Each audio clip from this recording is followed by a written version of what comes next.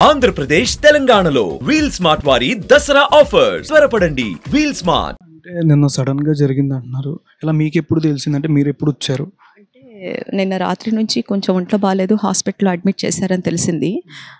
కొంచెం acidity problem అది. తనకు కొంచెం అదే ఎసిడిటీ వల్ల చెస్ట్కి సాధారణంగా acidity gastric it leads to కొంచెం కార్డియాక్ అరెస్ట్ అనమాట, హార్ట్ పెయిన్ అంతే కదా మనం. సో ఎసిడిటీకి లోనయ్యారు తను. నిన్న రాత్రి హుటాహుటిన ఏఐజీ హాస్పిటల్కి తీసుకెళ్లారు.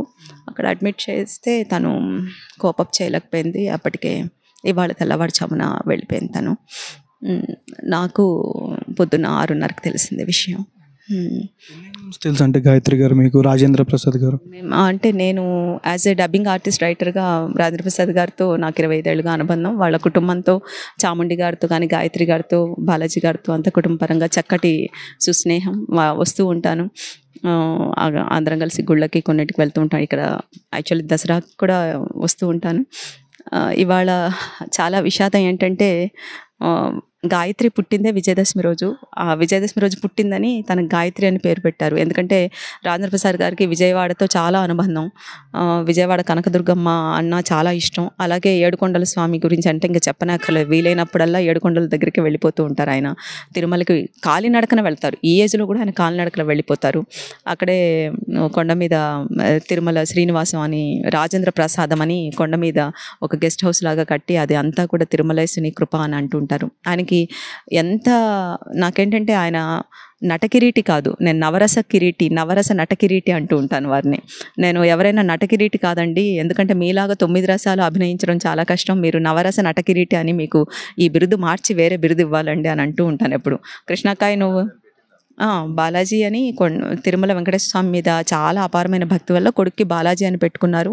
అమ్మాయి విజయదశమి రోజున పుట్టిందని గాయత్రి, తనకి గాయత్రి అని పెట్టుకున్నారు. విచిత్రం ఏంటంటే విధి వైపరీత్యం అనాలో, విధి ఎంత బలీయమో క్రూరం అనాలో తెలియదు కానీ నిన్న గాయత్రీదేవి అలంకరణ అమ్మవారి దీంట్లో తను నిన్ననే హాస్పిటలైజర్ అవ్వడము, ఇవాళ తెల్లవారుజామున ఈ విజయదశమి ఈ దసరా పర్వదినాల్లోనే గాయత్రి అమ్మవారిలో తను కలిసిపోవడం. సాధారణంగా ఎప్పుడు కూడా మన ప్రపంచంలో ఏ తల్లిదండ్రులైనా సరే మనకు జన్మనిచ్చిన వాళ్ళు వాళ్ళకంటే ముందు తమ బిడ్డలు పోవాలని ఎప్పుడు కోరుకోరు. అది చాలా గర్భశోకం అంటాం. అది ఎవ్వరూ కూడా ఏ తల్లిదండ్రులు కూడా భరించలేరు. వాళ్ళ తర్వాత మేము ముందే వెళ్ళిపోవాలి, మా ఆయుష్ కూడా పోసుకొని పిల్లలు బాగుండాలనే కోరుకుంటారు. ఈ ప్రపంచంలో తల్లిదండ్రులకు మించిన స్వచ్ఛమైన ప్రేమ ఇంకేది ఉండదండి. అది మళ్ళీ కూడా ప్రతి మనిషి తల్లిదండ్రి అయినప్పుడే మళ్ళీ ఆ ప్రేమ దాన్ని పొందగలుగుతారు. ప్యూర్ లవ్ అంటే మదర్ లవ్, ఫాదర్ లవ్ అంతే. తర్వాత మిగతావన్నీ వెరీ క్యాలిక్యులేటెడ్ లవ్లే అన్నీ కూడా. సో రాజేంద్ర ప్రసాద్ గారు కుటుంబాన్ని చాలా ప్రేమిస్తారు. ఆయన ఇల్లు ఇదంతా ఆయన మొక్కల పిచ్చి, చాలా మొక్కల పిచ్చి, అన్ని మొక్కలు ఒక్కొక్కటి పెరట్లో అన్నీ కూడా.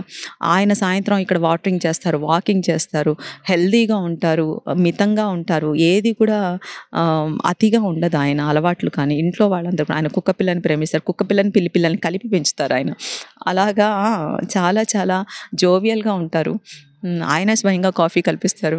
ఆయనకంతా కూడా ఎలా అంటే ఈ హైఫై కల్చర్ అదంతా ఇష్టం ఉండదు. వాళ్ళ ఇంట్లో వాళ్ళ ఫ్యామిలీ కూడా, చాముండి గారు కానీ లేకపోతే బాలాజీ గారు చాలా వెరీ సింపుల్ లివింగ్. వాళ్ళందరూ చాలా సామాన్యంగా ఉంటారు వాళ్ళంతా కూడా.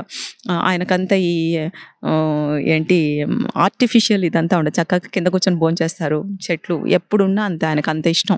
పెరట్లో మునగ చెట్టు ఉంటుంది. ఆ మునగ చెట్టు ఆయనే ఎక్కి కోసి, మునక్కాయలు కోసి ఆయనే వంట చేస్తారు. ఏదైనా షూటింగ్లో కూడా ఆయన ఎలా అంటే, మీరు పెళ్లి పుస్తకం సినిమా షూటింగ్ దగ్గర నుంచి ఎక్కడైనా పెట్టుకుంటే ఆయనే షూటింగ్లో ఇంత ఆవకాయ సీజన్ వచ్చినప్పుడు సమ్మర్లో ఆయనే ఆవకాయ పెడతారు. ఆవకాయను కలిపి పట్టుకొని అందరికీ ముద్దలు పెడతారు. ఆయన అంత జోవియల్గా ఉన్న పర్సన్, అంత ఎప్పుడూ సంతోషంగా మనల్ని భారత ప్రధాని పివి నరసింహారావు సహా అందరూ కూడా అందరినీ నవ్వించిన మనిషి. ఇంత విషాదం ఇలా జరగడం అన్నది చాలా మనమే జీర్ణించుకోలేకపోతున్నాం. కానీ ఆయన ఎంత వేదాంత ధోరణితో ఉన్నారంటే ఆయన మనకు ధైర్యం చెప్తున్నారు. టైము ఎవరిని ఎప్పుడు తీసుకెళ్లాలో భగవంతుడికి తెలుసు, వీ హ్యావ్ టు యాక్సెప్ట్ అని అంటున్నారు. చాలా చాలా కష్టము. చాలా తను కూడా యాజ్ ఎ డైటీషియన్గా తను కూడా న్యూట్రిషన్ తను అంత బాగా ఉంటుంది. ఎందుకు మరి ఇంత జరిగిందో తెలీదు. ఏమో దేవుడు అన్నవాడు ఎప్పుడు ఊపిరి పోస్తాడో, ఎప్పుడు ఊపిరి తీస్తాడో అది ఆయన చేతుల్లోనే ఉంటుంది. కానీ ఏ తల్లి తండ్రి కూడా వాళ్ళ కళ్ళ ముందు పిల్లలు వెళ్ళిపోవడం అన్నది వాళ్ళు జీర్ణించుకోలేరు. ఆయన చాలా కష్టము. సో థ్యాంక్ యూ, మీరంతా వచ్చి అందరికీ ప్రపంచానికి తెలియజేస్తున్నందుకు. థ్యాంక్స్ టు సుమన్ టీవీ గారికి, సుమన్ గారికి అండ్ యాజమాన్యానికి.